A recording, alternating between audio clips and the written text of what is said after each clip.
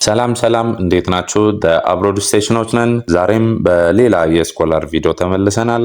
የዛሬ ስኮላር ቪዲዮአችን ወደ ለንደን የሚያቀና ሲሆን በለንደን ዩኒቨርሲቲ ኦፍ ዘ አርትስ የወጣ ስኮላርሽፕ አለ።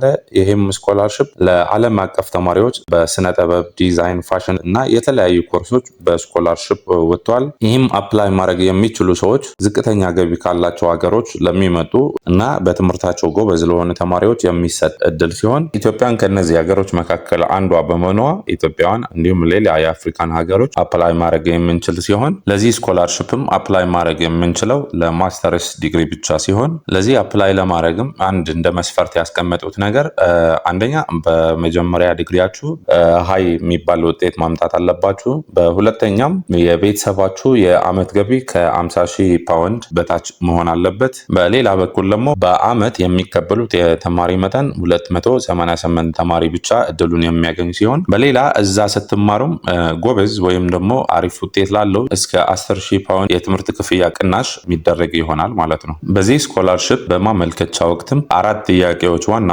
የምንጠየቅ ይሆናል።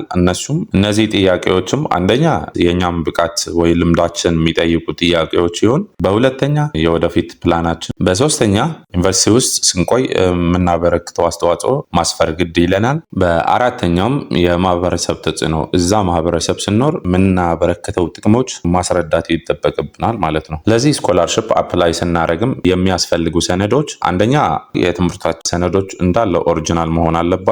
በሌላም የገቢ ማስረጃ የቤተሰባችን አመታዊ ገቢ ከ50,000 ፓውንድ በታች መሆኑን የሚያሳይ ማስረጃ። በሌላ የመኖሪያ አድራሻ ነው። ብቁ ናቸው ተብሎ ከተመለመሉት ሀገራት ውስጥ መሆን አለብን ማለት ነው። ይሄን አፕላይ ስናደርግ አንደኛ በጣም አሪፍ ፐርሰናል ስቴትመንት ማቅረብ ወሳኝነት አለው። በሌላም በአንድ ጊዜ ከአንድ በላይ የዩኤኤል ስኮላርሽፕ መያዝ አይቻልም። ታዲያ ይህ ስኮላርሽፕ እንዴት ማመልከት እንችላለን ለሚለው በመጀመሪያ በዩኒቨርሲቲው ከሚሰጡት የማስተርስ ትምህርቶች ውስጥ አንዱን መምረጥ እና ማመልከት ይሆናል። ስኮላርሽፑ ከጠየቅን በኋላ የግድ የኦፈር ሌተር ማግኘት ግዴታ ይሆናል ማለት ነው።